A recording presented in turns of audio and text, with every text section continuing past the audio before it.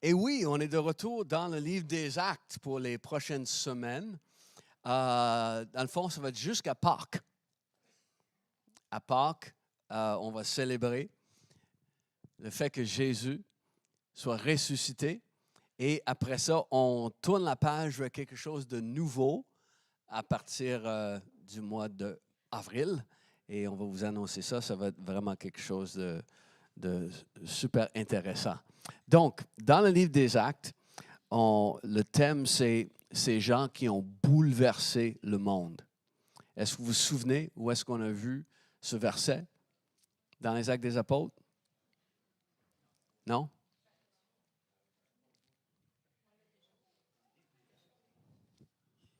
Je vais vous laisser le plaisir de découvrir ça cette semaine. Ça va être un devoir de la semaine. Savoir où les gens ont dit, c'est des hommes qui ont bouleversé le monde. Et donc, ce que nous allons lire aujourd'hui va nous amener dans la ville d'Éphèse, qui est aujourd'hui en Turquie. La ville n'existe plus. On regardera ça la semaine prochaine. Pourquoi?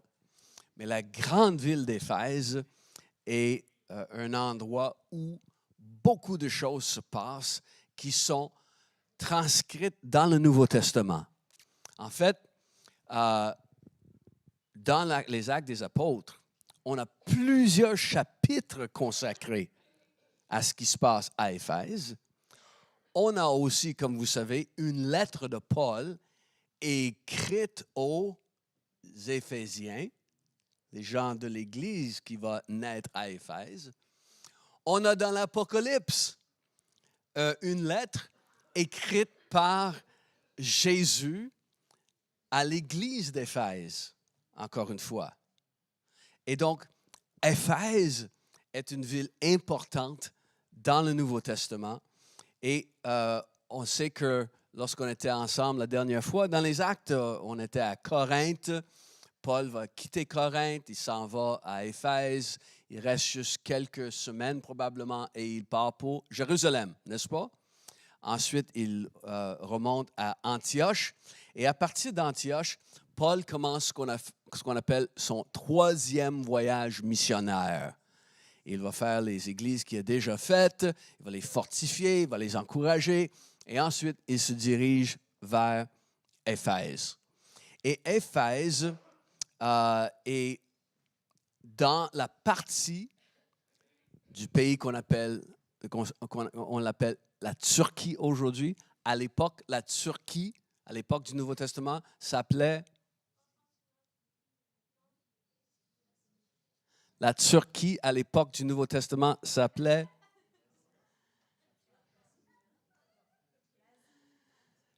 Merci.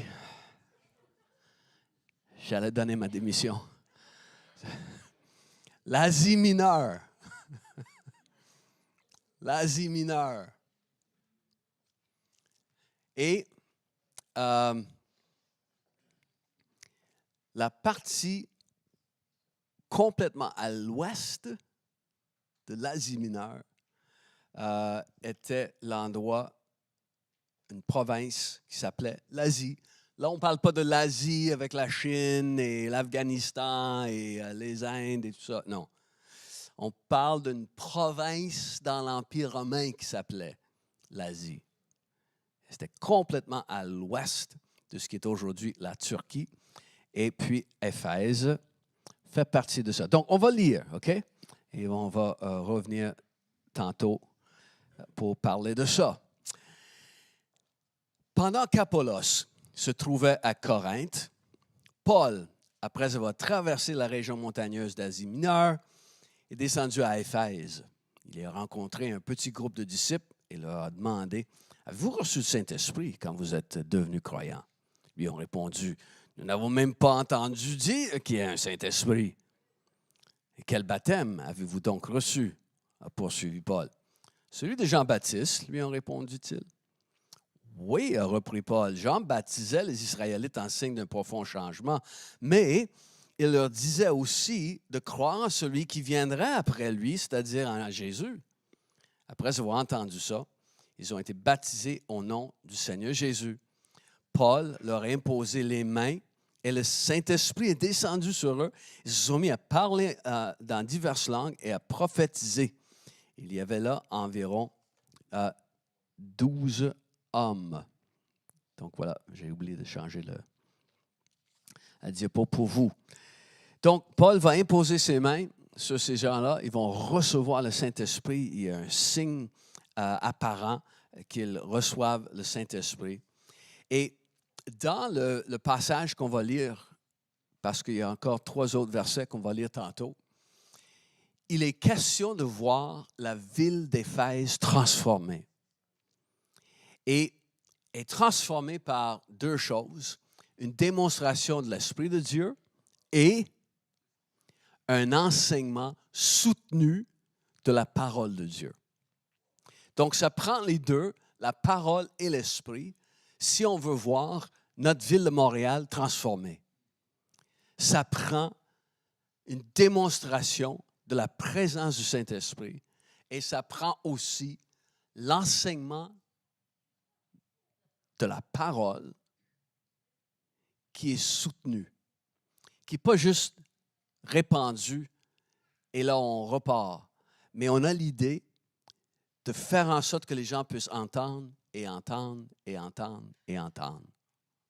Et c'est ce qui apporte la transformation. Donc voilà, l'apôtre Paul, la Bible dit qu'après avoir passé les hautes provinces en Turquie, en Asie mineure, il arrive à Éphèse. Est-ce qu'il y a des gens qui ont déjà été à Éphèse? Vous avez déjà fait, oui, Tilak? Quelqu'un d'autre? Je n'ai jamais été moi-même, j'aimerais y aller. Qu'est-ce qu'on fait la semaine prochaine? Rien? OK. C'est un endroit dans le monde où il y a probablement le plus de monuments, de ruines d'une ancienne civilisation. C'est fort intéressant, toutes les choses qu'on peut retrouver dans ces ruines-là et dans les fouilles archéologiques que les scientifiques font. Il y a tellement une richesse qui est découverte à tous les ans, dans le fond. Et puis, lorsque on parle d'Éphèse, on parle de la capitale provinciale dans l'Empire romain. Et c'est une des 5 villes importantes dans l'Empire romain. Dans le fond, bien sûr, la ville la plus importante à l'époque, c'est la ville de Rome, hein, l'Empire romain. Après ça, il y a la ville d'Antioche. Antioche, d'où Paul vient, hein, sa base. Il y a aussi Alexandrie, d'où vient Apollos, qui est dans le nord de l'Égypte. Et la 4e ville, c'est Éphèse. Après ça, il y a Constantinople, les Thessaloniques et tout ça. Mais la ville d'Éphèse est une ville archi-importante dans l'Empire romain et on va vous donner d'autres détails pour ça dans les semaines à venir.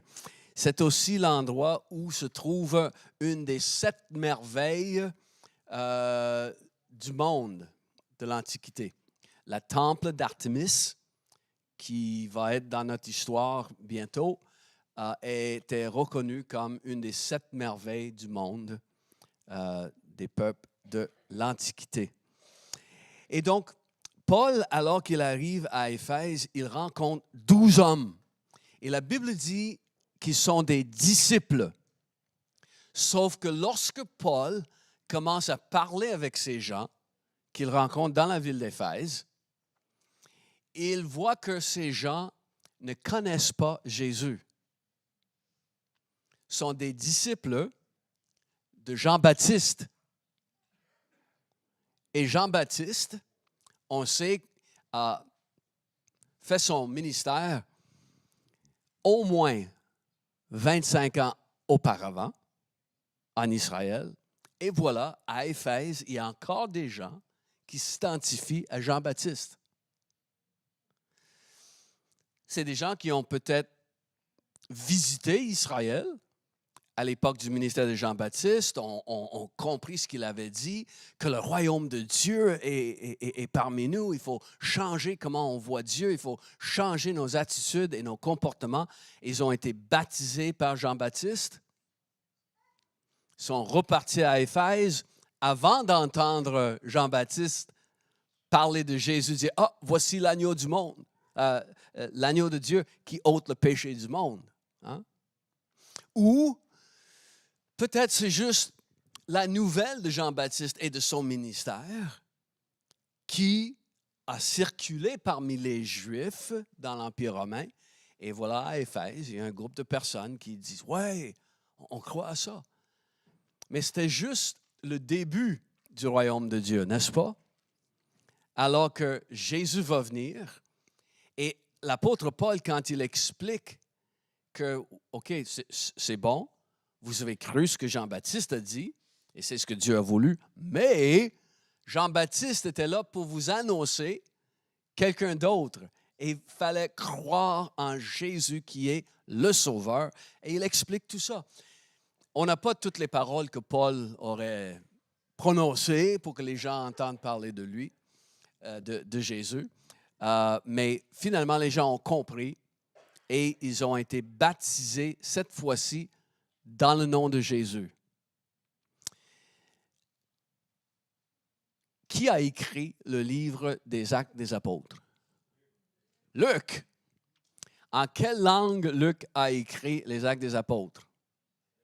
En langue grecque.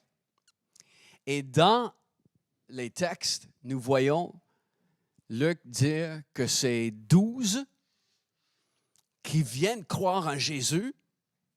Ils vont se faire baptiser dans le nom de Jésus, comme dedans. Lorsqu'ils vont se faire baptiser, ils se font baptiser dedans le nom, c'est-à-dire la personne de Jésus. Tout ce qu'il est, tout ce qu'il a fait. Donc, non seulement ils vont être plongés dans l'eau pour le baptême d'eau, mais ils sont plongés dans la révélation de qui est Jésus. Et ensuite, Paul va mettre ses mains sur les 12, et lorsqu'il leur impose les mains, ils reçoivent le Saint-Esprit. La Bible dit, le Saint-Esprit descend sur eux. La troisième personne de la Trinité descend sur ces 12 disciples. Je dirais que ces disciples-là, ils étaient comme en chemin. Ils avaient reçu une certaine révélation de qui Dieu est, mais la révélation n'était pas complète. La chose importante, c'est qu'ils avaient accepté la révélation de Dieu telle qu'ils l'ont reçue. Ils ont cru. Et vu qu'ils ont cru, mais maintenant, dans une ville d'à peu près 250 000, au hasard, Paul va les trouver. Et l'apôtre Paul va leur apporter la révélation plus complète pour qu'ils puissent connaître non seulement qui est Jésus, mais être baptisés dans le Saint-Esprit. Quand tu dis oui à Dieu, il va t'amener plus loin. Il va t'envoyer des gens même pour t'aider à aller plus loin. Quand tu dis oui à ce que Dieu te présente, tu es en chemin pour autre chose. La clé, c'est juste d'avoir le cœur qui dit oui à ce que Dieu te révèle. Donc, c'est ce qui arrive. Ces gens-là sont comme en chemin. Et bien que le cheminement de tout individu diffère, le cheminement de tout individu doit absolument les conduire à celui qui est le chemin, Jésus. Si on dit à l'époque, tous les chemins mènent à Rome, mais tous les chemins spirituels doivent t'amener à Jésus, le seul Sauveur. Et Paul le présente. OK, oui, Jean-Baptiste parlait du royaume de Dieu. Mais le royaume de Dieu commence avec Jésus. Et tu donnes ta vie à Jésus. Tu reçois le pardon de tes péchés à cause de ce que Jésus a fait sur la croix. Et ces hommes qui étaient en chemin, leur foi était embryonnaire, mais là, ils trouvent c'est quoi être né de nouveau. Leur foi était embryonnaire, mais là, ils vont naître dans le royaume de Dieu. Et la puissance du Saint-Esprit vient sur eux. Quand Paul dit, tu sais, il veut savoir un peu qu'est-ce qu'il croit. Bon, avez-vous reçu le Saint-Esprit quand vous avez cru? Ah, Saint-Esprit, on n'a même pas entendu dire que ça existait, ça, un Saint-Esprit. C'est quoi ça, le Saint-Esprit? Plusieurs ne connaissent pas le Saint-Esprit. Même de nos jours, il y a beaucoup de gens qui ne connaissent pas le Saint-Esprit. Dans plusieurs églises, on ne parle pas du Saint-Esprit. Le Saint-Esprit est un peu relié à une petite pièce en arrière. On ne le sort pas. On ne le laisse pas sortir. Il peut déranger, là. Donc, on va demander au Saint-Esprit juste d'attendre la fin de la réunion s'il veut venir se promener dans l'Église.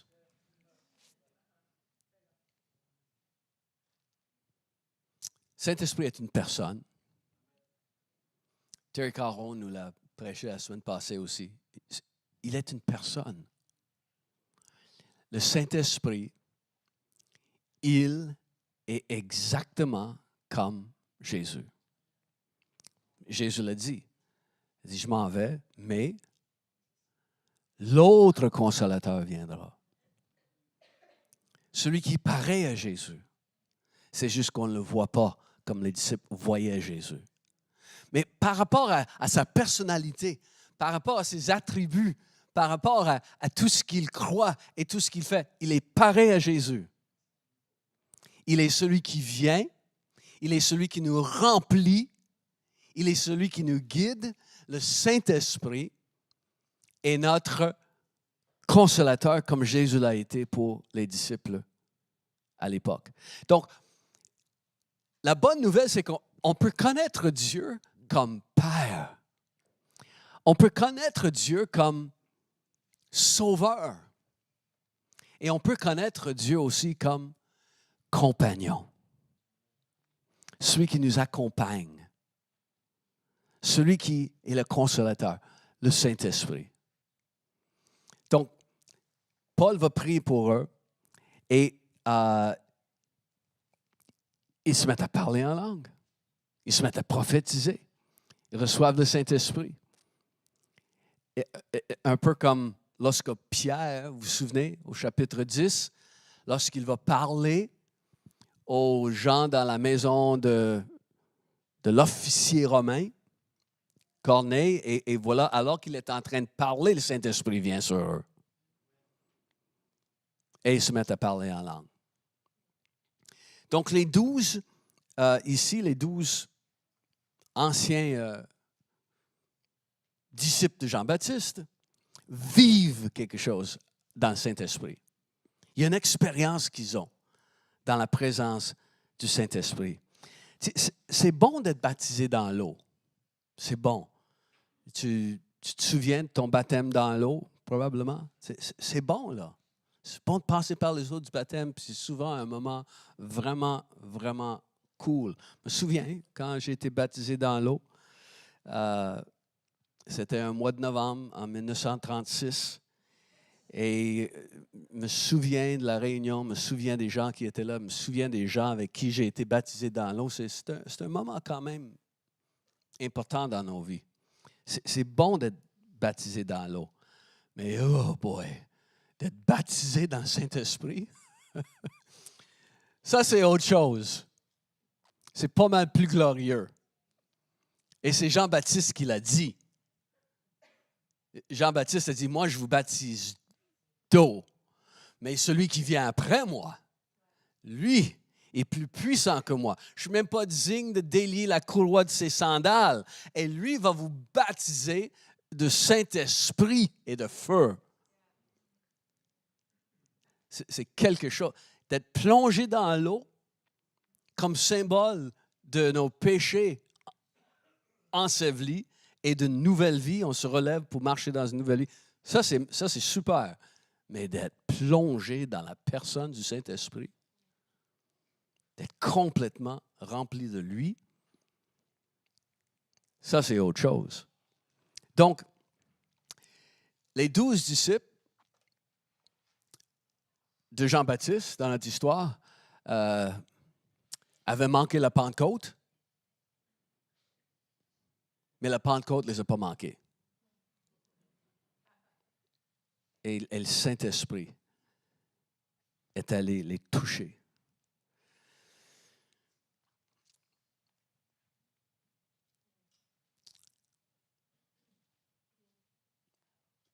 Éphésiens 5, 18 dit qu'on doit toujours chercher à être rempli du Saint-Esprit. Que ce soit notre désir d'être rempli du Saint-Esprit. Et quand je suis rempli du Saint-Esprit, une fois, je peux avoir une merveilleuse expérience dans le Saint-Esprit. Mais chaque jour, c'est de dire, oui, je veux être rempli de toi, Seigneur. Puis des fois, les expériences sont comme, wow, il faut les inscrire dans les annales, là. Des fois, c'est pas aussi spectaculaire, mais à chaque fois qu'on est rempli, ça fait du bien. Parce que le Saint-Esprit, il est l'esprit de vie. Et Jésus a dit que lorsque le Saint-Esprit allait venir sur nous, que des fleuves d'eau vive allaient sortir de nous. L'Esprit de Dieu, c'est la vie. Et donc, on doit soupirer après des expériences d'être rempli de l'Esprit. Et oui, c'est cette semaine qu'on célèbre 30 ans de réveil dans les églises Catch the Fire. Cette mouvance du Saint-Esprit qui a commencé le 20 janvier 1994. Le Saint-Esprit est venu d'une manière, une façon qui a tellement surpris les gens. Ceux qui étaient présents à cette première réunion et me racontent qu'est-ce qu'ils ont vécu, et on dit, on a tous vécu quelque chose qui nous a renversés. Et la deuxième chose qui est arrivée à tout le monde, c'était de prendre le téléphone et d'appeler tout le monde qui connaissait pour dire, « Hey, demain, là, il faut être à la réunion, là. » Et c'est comme ça, c'est de bouche à oreille, que les gens ont invité des... John Arnott était au téléphone toute la journée le lendemain pour appeler tous ses collègues dans le ministère et dire, « Hey, et voilà, comme vous savez, il y a des gens qui étaient collés sur le tapis pendant des heures, il y a des gens qui riaient, il y a des gens qui tremblaient, il y a des gens qui... Puis, n'est-ce pas, on a commencé à vivre ces moments dans la présence du Saint-Esprit. Puis il y a des moments où c'était fort, là, fort. C'est des moments où on se souvient de tel jour, puis de tel événement, puis de telle chose est arrivée dans la vie de la personne. Un des souvenirs, je ne sais pas pourquoi je pense souvent à ça. Peut-être parce que j'ai étudié les réveils dans l'histoire de l'Église depuis le temps du Nouveau Testament. Et j'ai lu plusieurs témoignages de ce qui arrive quand le Saint-Esprit souffle fort. Et je sais comment les gens réagissent des fois quand il y a un débordement de l'Esprit. Mais je me souviens, alors qu'on était ensemble dans comme une colonie de vacances, un camp meeting qu'on appelle. Et voilà, on était dans une grande salle. C'est comme, imaginez-vous comme une grange, une grande grange qui a été transformée comme lieu de rencontre. Donc, il y a des bancs, des chaises partout, il y a une estrade et tout. Mais c'est une grande salle qui peut contenir 800 000 personnes. Et, oui, 800 à 1000 personnes dans le...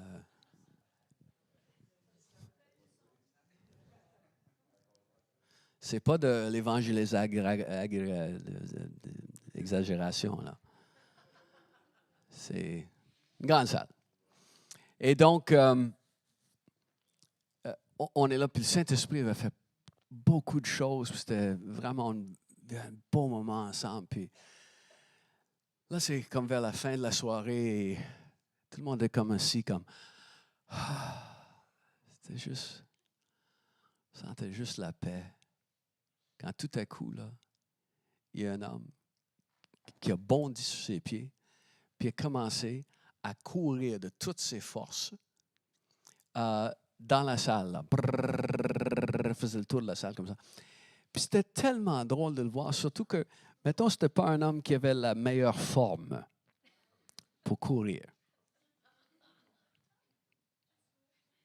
Pas quelqu'un qui faisait son jogging à tous les matins, là, je peux vous l'assurer. Là, ça courait.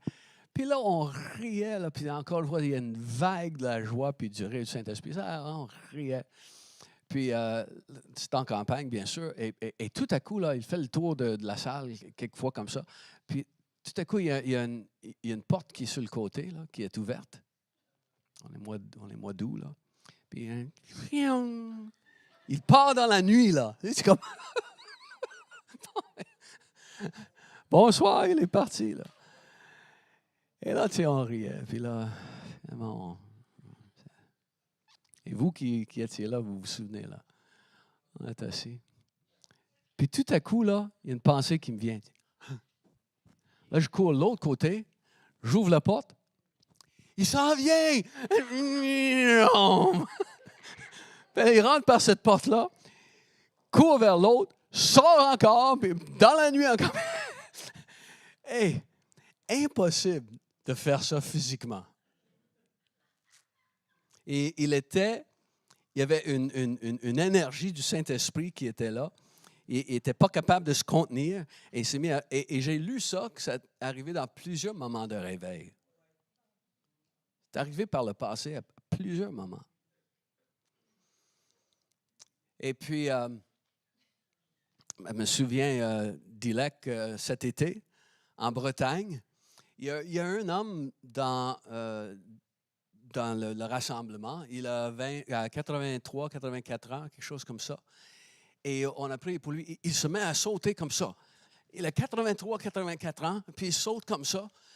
Je ne sais pas combien de temps il sautait comme ça. C'est l'énergie du Saint-Esprit, là. Puis pour lui, quand ça lui arrive, il dit, j'ai le feeling du veau qui sort de l'étable.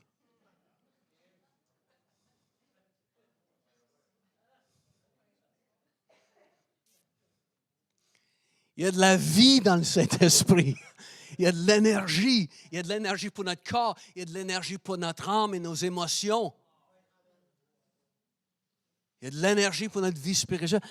On a besoin du Saint-Esprit, d'être touché, d'être baptisé, d'être rempli. Et puis, on veut continuer à vivre ces moments-là. Est-ce que vous connaissez la série sur la vie de Jésus qui s'appelle The Chosen? Oui, vous vous souvenez? De cette, la saison 4 va commencer au mois de février. Mois de février cette année. Ça va être en salle de cinéma seulement. Donc, j'espère que ça va être diffusé ici à Montréal. Mais les épisodes vont être présentés en salle de cinéma seulement pour je ne sais pas combien de mois. Mais un des acteurs dans cette série, c'est celui qui joue le rôle de Zébédée, le père de Jean et Jacques. Et Zébédée, l'acteur, il s'appelle Nick Shakour. Il a un arrière-plan grec orthodoxe. Mais lorsqu'il a signé son contrat pour commencer à jouer dans la série The Chosen, il n'a pas une relation personnelle avec Dieu, loin de là. Même lorsqu'il a commencé, il a fait une petite prière à Dieu prière bizarre, disant, probablement tu n'existes même pas, mais, puis il a fait une prière comme ça. Il a su par la suite que ceux qui travaillaient la construction pour construire les décors, construire les maisons et tout ce qui paraît dans The Chosen. Donc, les gars de construction qui font ça, c'était des chrétiens. Et la première maison qu'ils ont bâtie, c'était la maison de Zébédée. Et eux, ils ont écrit des versets bibliques sur tous les murs. On ne les voit pas parce que ça a été peinturé après. Mais ils ont transcrit des versets bibliques sur les murs et ils ont prié ensemble, disant, Seigneur, puisse un acteur parmi la distribution puisse te connaître personnellement, qui ne te connaît pas encore, et devenir une semence dans ce monde. Et Nick Shakur raconte qu'après un certain temps, la série se poursuivait, les tournages se faisaient, et il y a quelqu'un dans la distribution qui l'invite à aller avec lui à une conférence à son église, ou une église qu'il connaissait. Donc, Nick dit, OK, pour faire plaisir, je vais y aller. Là. Donc, il y va et il raconte comment il trouvait ça un peu bizarre. Là. Il y avait des gens qui dansaient, puis ça tournait comme des ballerines, puis il trouvait ça assez weird. Là. Puis la louange et tout. Puis à un certain moment, quelqu'un parle de qu'est-ce que tu aurais demandé à Dieu? Puis ce qui lui vient, Seigneur, il faudrait que je sois libéré. Je ne sais même pas s'il a dit Seigneur, mais il dit, je dois être libéré du fardeau qui est sur notre famille d'avoir vécu la guerre à Beyrouth, au Liban. Et quelques minutes plus tard, il y a un jeune qui arrive à côté de lui et qui dit, j'ai une parole du Seigneur pour toi. Le Seigneur te dit, il dit, je prie pour toi depuis quelques minutes ici en arrière et j'ai une parole du Seigneur. Dieu te dit, la malédiction qui est sur ta famille est brisée aujourd'hui à partir de cette rencontre où tu assistes. Puis comme il dit, mais, de toutes les choses qu'il aurait pu me dire, il dit ça. Alors que la pensée que j'avais, c'était ce qui pesait sur ma famille. Donc, tout de suite après, il y avait un temps de prière. Il dit, selon ses propres dires, il dit, a bunch of people ganged up on me. Tu sais, il y a des gens qui sont venus autour de moi et se sont mis à prier pour moi. Et voici ce qu'il va raconter. Il a dit que tout à coup, il a vécu qu'est-ce que c'était de connaître le Saint-Esprit qui passe de l'extérieur à l'intérieur. Il dit, mon corps était comme en flamme. Catch the fire, Nick. Il dit, j'ai été vibré et passé au micro-ondes en même temps. Tu sais, des fois, ce que les gens vivent, c'est difficile à décrire après. Hein? Bon, on a lunché avec Jacques et Louise Bellemare de Cache Fair Québec cette semaine, puis Jacques parlait d'un gars, il avait prié pour un gars qui n'avait pas un arrière-plan d'église, puis après il a dit, méchant buzz, man. Tu sais, des fois, on n'a pas de mots pour essayer de décrire ce qu'on vit. Mais voici ce que Nick Shakur a vécu dans la présence du Saint-Esprit. Rien ne vaut l'expérience d'être touché et rempli du Saint-Esprit. Rien au monde. Et depuis ce temps-là, mais Nick Shakur est une semence pour l'Évangile dans ce monde. Vous pouvez aller sur YouTube et check Nick Shakur, The Chosen, et puis vous allez trouver. Donc,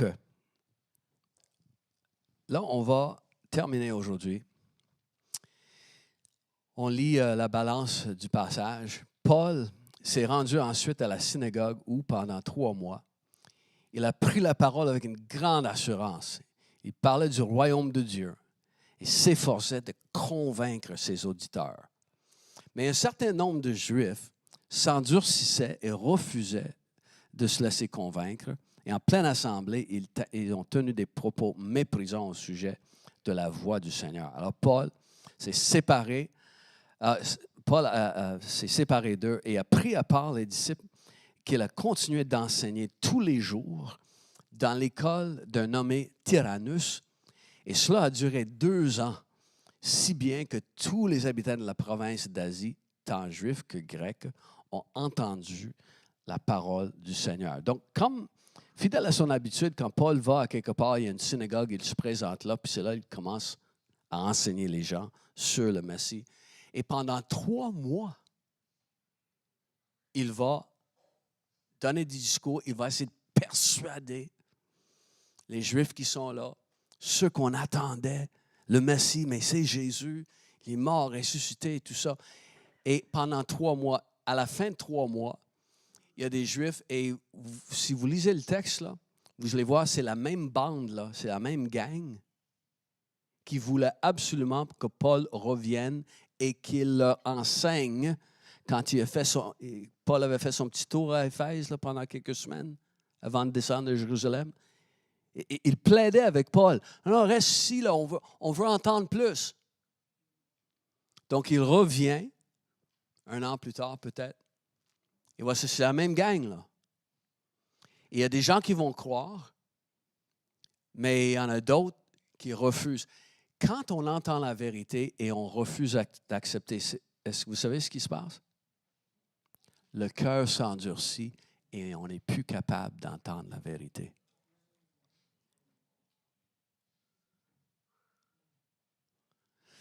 Fais très attention de ne pas laisser ton cœur s'endurcir. Quand le cœur s'endurcit, on n'entend plus la vérité. Et là, ces gens-là ont commencé publiquement à se moquer de l'Évangile, à essayer de détourner les gens de l'Évangile. Donc, Paul dit, d'accord, il se sépare d'eux, il prend avec lui les disciples qui avaient décidé, on croit en Jésus, on veut continuer. Et là, pendant 2 ans, il va enseigner dans ce qu'on appelle l'école de Tyrannus. L'école de Tyrannus n'existe plus. À Éphèse, c'est juste des ruines de toute façon. La ville n'existe plus vraiment. Et puis, on ne sait pas autre chose sur l'école de Tyrannus que cette référence dans la Bible. Ça paraît nulle part ailleurs, dans aucun autre écrit. Mais on sait où ça se trouve, les ruines sont là, donc voilà l'école. Vous voyez l'école de Tyrannus, si jamais l'image vient, les ruines de l'école de Tyrannus. Tyrannus aurait été peut-être un philosophe qui donnait des discours dans une grande hall. Peut-être il était tout simplement un homme d'affaires qui avait une salle qu'il pouvait louer. On ne sait pas. Mais pendant 2 ans, Paul a enseigné dans cette école. Est-ce que c'est un homme d'affaires qui a prêté ces lieux à Paul? On ne sait pas. Est-ce qu'il y a un donateur qui a financé le fait que Paul pouvait? On ne sait pas. Mais d'un cas comme de l'autre, le principe est là. On met ce qu'on a à disposition du Seigneur. On met ce qu'on a à la disposition de l'Évangile, de la bonne nouvelle. Que le royaume de Dieu soit connu. On met ça à la disposition du Seigneur. Et Dieu va bénir. Donc, pendant 2 ans, Paul, il travaillait aussi comme faiseur de tentes. Et c'est écrit que pendant qu'il était à Éphèse, il faisait ce métier-là. Il va écrire, il va dire aux gens à Éphèse, lorsqu'il leur dit au revoir, dans le prochain chapitre, il dit « Regardez mes mains, ce sont elles, vous le savez bien, qui ont pourvu à mes besoins et à ceux de mes compagnons. » Il écrit aux Corinthiens, pendant qu'il était à Éphèse. Saviez-vous que Paul était à Éphèse quand il a écrit aux Corinthiens? La lettre aux Corinthiens. Pendant qu'il était à Éphèse, il écrit aux Corinthiens et il parle du fait qu'il est en train d'exercer ce métier. Donc, Paul, c'est un faiseur de tentes. Et ce n'est pas juste qu'il faisait des affaires pour que les gens puissent faire du camping. Ce n'est pas ce genre de métier-là. Un faiseur de tentes, oui, faisait des toiles, faisait des voiles, pour des voiliers aussi, pour des bateaux. Et c'était quelqu'un qui travaillait le cuir. Donc, des sandales, n'importe quoi qui est fait en cuir, il fabriquait des choses.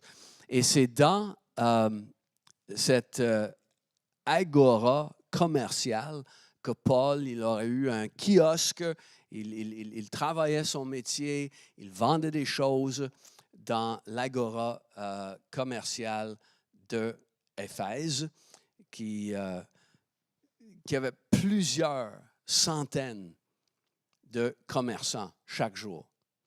Et selon l'histoire séculière, c'est que la journée de travail dans la ville d'Éphèse et dans toute la province d'Asie, la journée de travail commençait à 5 heures du matin.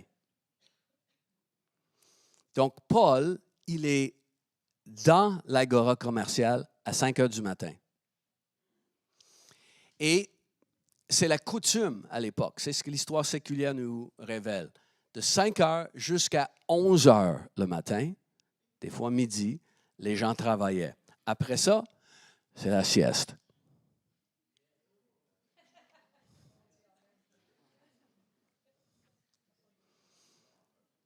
Et il y a des gens qui recommençaient vers 4 heures. Pour d'autres, ils travaillaient pour le gouvernement, je pense, et ça finissait à midi.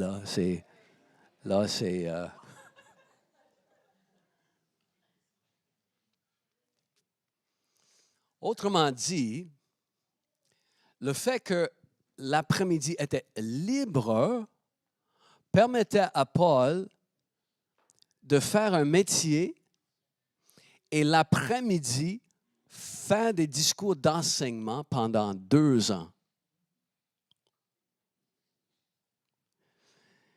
Et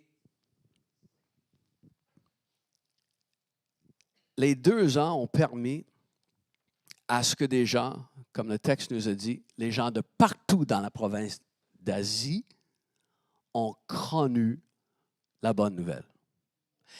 C'est un enseignement qui est soutenu, qui est continu. C'est toujours accessible. Les gens peuvent venir et écouter. Parce que Paul avait beaucoup de choses à leur dire. Imaginez, ça c'est des gens là qui croient dans des dieux bizarres, hein, la mythologie grecque, la mythologie romaine.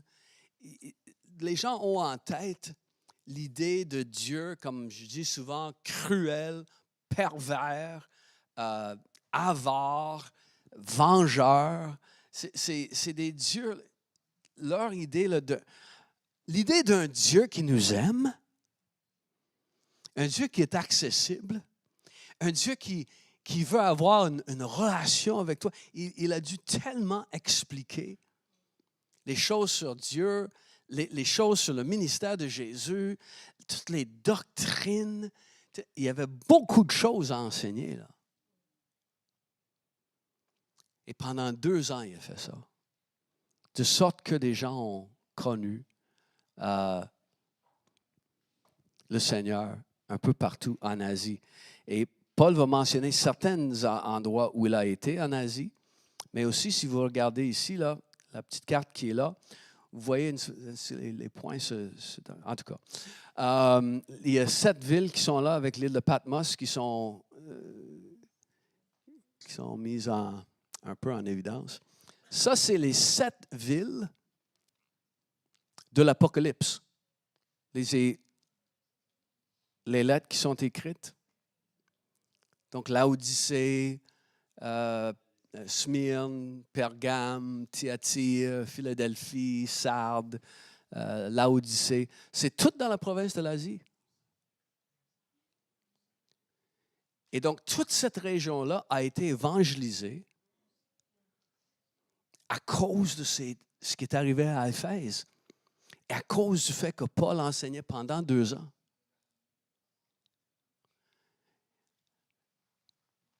D'autres villes aussi ont été comme la ville de Colossae, la lettre aux Colossiens. Paul, il dit, j'ai jamais été à... Mais c'est juste dans la même région, puis ça a été touché au même moment. Donc, Paul va dire,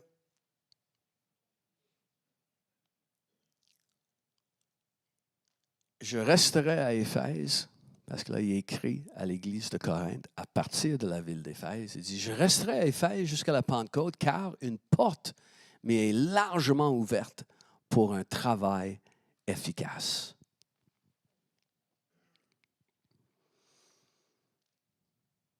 OK. Fini avec ceci avant de vous montrer un petit film.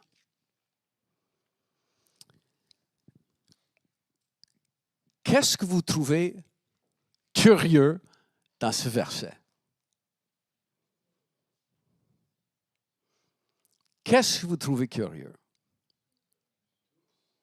Un indice? Un indice? Chapitre 16 dans les Actes. Regardez. Oui. On manque un T. Ça, c'est curieux. À part ça,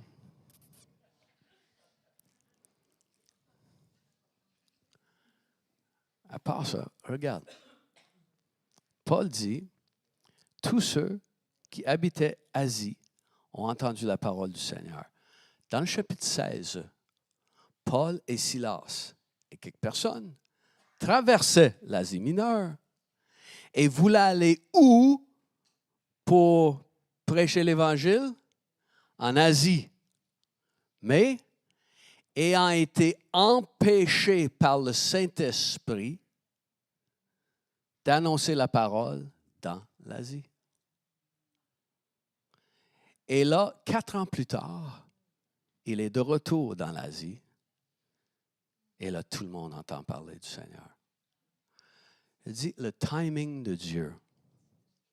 Comme tu as dit tantôt, Catherine, des fois, on se pense loin des promesses de Dieu et des choses qu'on avait à cœur.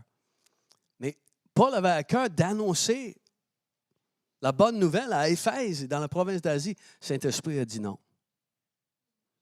Pas parce que le Saint-Esprit ne voulait pas que les gens en Asie connaissent la bonne nouvelle, mais il y a une idée du timing de Dieu qui est pour nous très mystérieux. Donc, sois fidèle à servir le Seigneur. Sois fidèle à annoncer la parole de Dieu à la personne qui est devant toi, que peut-être ça ne marchera pas. Ta ville d'Éphèse viendra peut-être plus tard.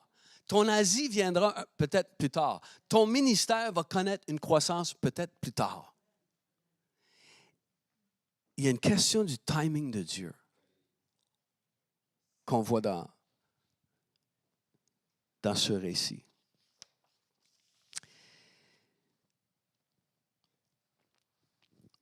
Comment on peut enseigner, donner la parole, continuer, que les gens puissent entendre? Mais on a un petit nouvel outil là, qu'on va vous montrer qui va nous aider. D'accord? Donc, on va montrer le petit film qu'on a préparé. Un film qui est en liste pour plusieurs Oscars, d'ailleurs, un court-métrage. Marcher avec Dieu est un outil de croissance spirituelle pour ceux et celles qui aimeraient connaître Jésus et grandir dans la foi. L'objectif est d'accompagner le participant dans son cheminement et de lui offrir une fondation solide pour sa relation avec Dieu. Cet outil peut servir autant dans de petits groupes que dans des rencontres individuelles. Ce programme vous invite à découvrir 12 sujets, dont l'Évangile en détail, la personne du Saint-Esprit, la Bible, le pardon et plusieurs autres. Chaque rencontre inclut un court enseignement avec des versets, des questions de discussion, une prière et une activation. L'outil propose également des questions pour faire un retour sur la rencontre précédente et ainsi créer un contexte invitant à la participation. Il y a 2 guides, le guide du participant et le guide de l'accompagnateur. Afin de rendre la partie théorique plus interactive, le guide du participant comprend quelques blancs que la personne pourra remplir. Bien sûr, les réponses sont dans le guide de l'accompagnateur. Le livret Marcher avec Dieu encourage les discussions. Ce n'est ni un monologue ni un cours magistral. Ça se veut un outil flexible où l'accompagnateur peut adapter les questions et l'orientation des conversations aux besoins du participant, et un outil dynamique où le participant a l'occasion de mettre en pratique ce qu'il a appris et d'expérimenter pour lui-même une connexion avec le Père. Notre prière est que toute personne qui complète ce parcours trouve en Jésus une vie épanouie.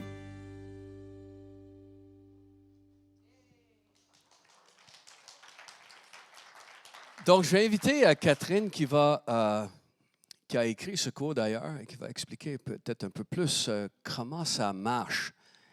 Il y a un livret qui va être donné, une copie du livret va être donnée à chaque famille. Et donc, vous pouvez utiliser ça avec vos amis et vos contacts. Donc, vas-y. OK, bien, je pense que déjà, le vidéo, ça donne une bonne idée de ce que c'est. Je voulais juste... je ne sais pas si on peut les distribuer tout de suite, peut-être ce serait plus facile.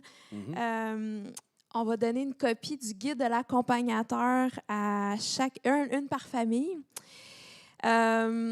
Puis c'est juste parce que je sais que des fois, on a des amis qui veulent découvrir Jésus, puis on ne sait pas trop par où commencer, mais ça permet de vraiment voir tout le message de l'Évangile en détail, mais tous les sujets de base, là, comme on dit dans la vidéo, là, la prière, le pardon et tout ça. Puis le but, c'est vraiment d'avoir des discussions. Tu sais, dans la vidéo, on a filmé ça au café, mais ça peut être... vous pouvez inviter les gens chez vous, vous pouvez faire ça, peu importe où, mais c'est juste de se rassembler autour d'un café, de prendre le temps de discuter. C'est sûr qu'il y a une partie théorique dedans, tu sais, avec des versets et tout ça, mais... je vous encourage, quand vous allez le faire avec un ami et tout ça, de prendre le temps de poser des questions pour être sûr que la personne elle comprend bien jusque-là qu'est-ce qu'on a vu ensemble. Puis d'offrir aussi aux gens de poser leurs questions. Des fois, les gens n'osent pas trop le dire, mais on veut qu'ils puissent réfléchir avec nous. On ne veut pas juste leur donner plein d'informations, mais on veut qu'ils puissent vraiment découvrir aussi, poser leurs questions. Et bien sûr, si un moment donné, il pose une question dont vous ne connaissez pas la réponse, bien, ça se fait de juste dire, bien, tu sais quoi, je vais faire mes recherches puis je vais te revenir là-dessus la semaine prochaine et tout ça. Donc, on veut vraiment que ça soit, c'est ça, une discussion. Puis des fois, c'est sûr qu'il y a des gens, des fois, ils partent de loin, ils vont peut-être pas comprendre, ils vont dire des choses que c'est comme, oh boy, c'est pas vraiment ce que la Bible dit, mais c'est correct, on ne veut pas les juger, on veut vraiment les accompagner. Puis chacun a son rythme, dans le sens qu'il y a des gens qui vont dévorer la Bible, qui vont aller super vite, puis il y en a d'autres qui ont besoin de temps, puis ont besoin de réfléchir, de prendre leur temps, puis on veut respecter ça. Puis c'est sûr que dans le guide, on a mis... les grandes lignes là, de la théorie de base avec les versets, mais je vous encourage aussi, tu sais, des fois à raconter votre expérience de cette chose-là. Si on parle de la prière, mais racontez comment vous le vivez, votre temps de prière avec Dieu, ou comment que, si on parle du pardon, par exemple, est-ce qu'il y a un moment donné où vous avez pardonné quelqu'un, qu'est-ce que ça vous a apporté? Parce que toutes ces petites histoires-là, tous ces témoignages-là, ça rend la théorie concrète, puis ça va leur donner envie, eux aussi, de le vivre. Puis, je vous encourage aussi à prier avec la personne, de lui demander c'est quoi sa requête ou s'il y a quelque chose pour lequel vous pouvez prier. Prier avec la personne. Puis, aussi, continuez de prier même au-delà de votre rencontre avec elle, parce que on dit souvent que c'est la semence qu'on plante quand on apporte la parole, mais la prière, c'est comme arroser la semence. C'est comme une plante, ça a besoin de soleil, ça a besoin d'eau pour grandir. Puis on veut vraiment prier pour eux, prier que le Saint-Esprit se révèle à eux et tout ça. Puis, bien sûr, les aimer, c'est vraiment ça à la base. C'est ça qui va faire qu'ils vont grandir puis cheminer. Donc, c'est ça, en gros, là, je vais vous laisser feuilleter ce guide-là. Il va avoir la copie du participant. Est en vente à 5 $. Donc, quand vous avez quelqu'un que vous voulez suivre ou accompagner, ben, je vous invite même à l'acheter pour cette personne-là, acheter une copie du guide du participant. Puis, on a un spécial pour le mois de janvier. On va vous offrir le livre Une vie extraordinaire à 5 $. Donc, vous pouvez acheter les deux pour 10 $. Puis, ça fait un beau petit kit là, pour la personne qui veut démarrer comme un cheminement avec Dieu. Fait que je pense que c'est ça. Yeah, super cool. Super, je vais le prendre, Oui. Catherine. Merci. Merci, Catherine. C'est super. Donc, il ne faut pas prendre pour acquis que les gens aient des connaissances pour connaître Dieu. Même si tu peux avoir des gens, même ici parmi nous dans l'Église, qui sont là depuis 6 mois ou 1 an ou 20 ans, prendre le temps de... Les sujets, vous allez voir, là, c'est vraiment intéressant. Et puis, donc, dans un café, au travail, à l'école, peu importe, juste prendre le temps de s'asseoir avec la personne, dire, OK, on va passer à travers ça ensemble. Toi avec ton guide de l'accompagnateur, l'autre personne avec son guide du participant. Et passer à travers. Il y a des gens qui vont venir au Seigneur. Et je sais qu'il y a des gens à qui vous témoignez et des fois, vous ne savez pas comment aller plus loin. Donc, j'ai témoigné, peut-être la personne a accepté le Seigneur. Personne, peut-être pas prêt à venir à l'Église, mais bon, mais là, qu'est-ce que je fais? Bon, mais voilà. Et, comme Catherine dit, ça fait aussi un contact où on peut aimer la personne, on peut établir une relation plus profonde avec la personne. Donc, profitez de ça. On vous offre un guide par accompagnateur, de l'accompagnateur par famille. Achetez des guides pour un participant, 5 $, 2 pour 15 $.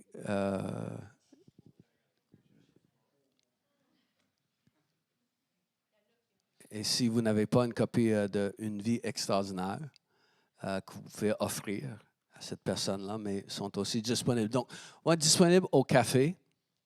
En sortant, ils vont être disponibles toutes les semaines. Donc, voilà, ça va être excitant, n'est-ce pas? La parole de Dieu, la parole de Dieu, la parole de Dieu. Comme le verset dans Jacques dit, nous avons été engendrés par Dieu par la parole de vérité. C'est comme ça qu'on est venu au monde spirituellement. Par la parole de vérité. C'est bon? OK. Donc, on se lève. La semaine prochaine, on a quelque chose de spécial qu'on va faire ensemble. La semaine prochaine, on prie pour chaque personne d'être remplie du Saint-Esprit. De vivre la présence du Saint-Esprit. La semaine prochaine, on va parler de ces 7 moineaux là, qui ont voulu chasser des démons là, au nom de Christ que Paul prêche. Ça va être le fun. Et comment être rempli du Saint-Esprit. On prie pour tout le monde la semaine prochaine. Pour cette semaine, pour terminer, mais voilà, on va prier que Dieu vous dirige vers des personnes avec qui vous allez faire ce beau petit cours-là et voir les gens devenir disciples en Jésus. OK? Et, avant de prier, je vais vous demander de venir prendre un pain, un morceau de pain, une petite coupe, du fruit de la vigne, et on va prendre la Sainte Seine ensemble. D'accord? Donc, venez en avant.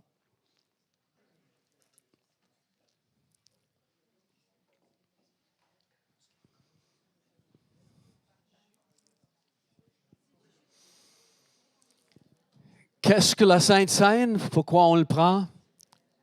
C'est la déclaration que je crois que c'est par le corps de Jésus offert sur la croix.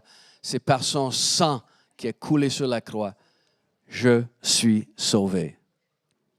Par le corps et le sang de Jésus, je suis sauvé.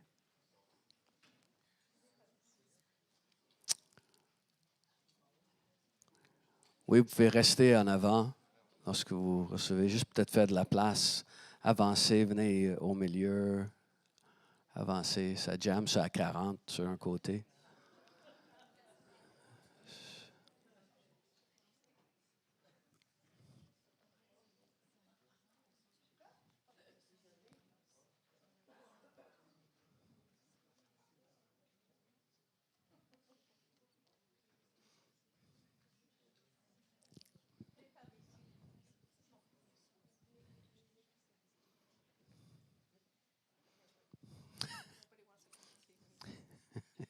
I do. Vous pouvez venir ici au milieu. Marcia est toute seule. Elle sent le rejet. Personne ne vient la voir.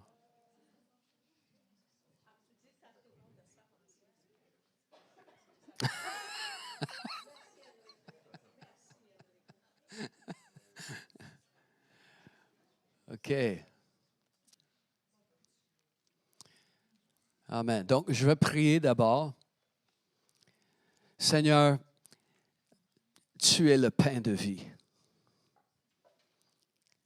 Et par ton corps, par ton sang, nous avons la vie éternelle. Ton corps que tu as offert librement sur la croix. Tu as donné ta vie, Jésus. Tu as donné ta vie pour me sauver, pour nous sauver. Je prie que tu nous émerveilles avec cette vérité sans cesse.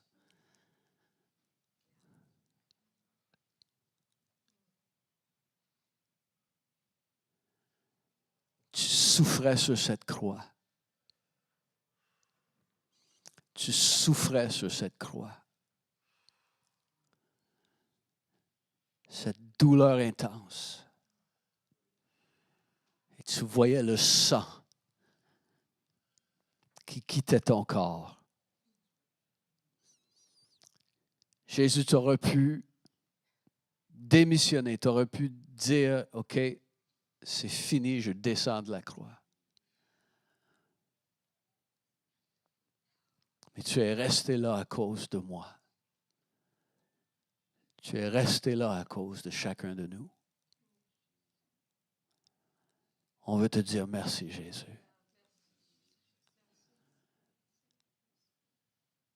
J'ai la vie éternelle à cause de toi.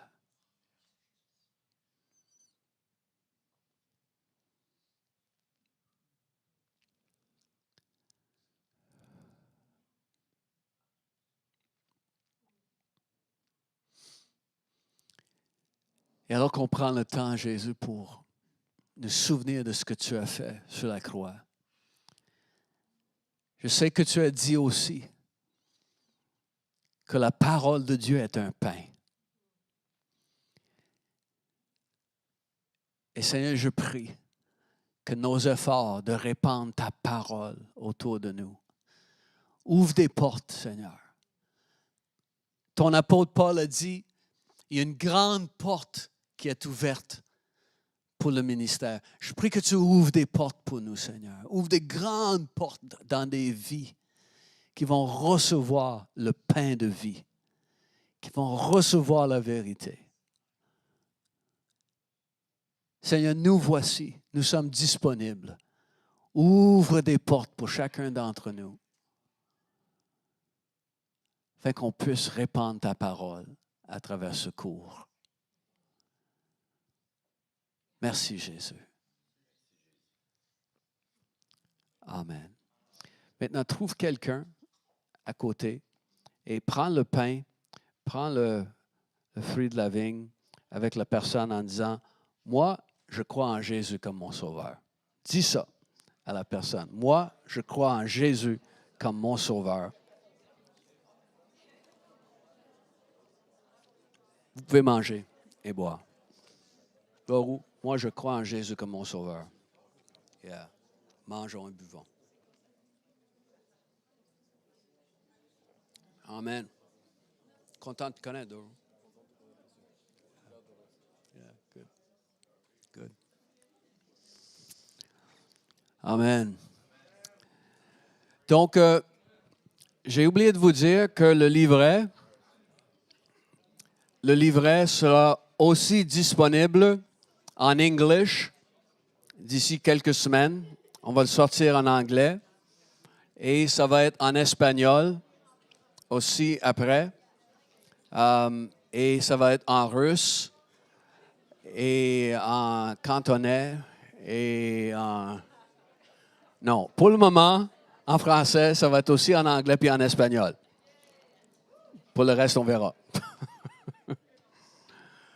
Serrez au moins 220 personnes dans vos bras avant de partir. Allez au café, Café 47. Prenez un café. Achetez le guide du participant, $5.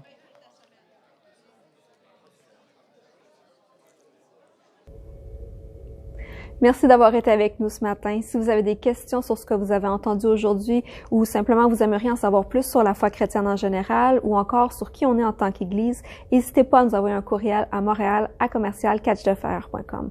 Vous pouvez aussi nous joindre au travers de la page Facebook en nous envoyant un message privé. Si vous avez aimé le contenu de la réunion d'aujourd'hui, vous pouvez nous suivre de semaine en semaine pour rien manquer de nos réunions. Vous pouvez le faire en vous abonnant à notre chaîne YouTube ou en nous suivant sur notre page Facebook. N'hésitez surtout pas à partager avec vos amis, à commenter, à liker notre contenu. Je vous souhaite à tous une excellente semaine et on va se voir dimanche prochain. Bye tout le monde.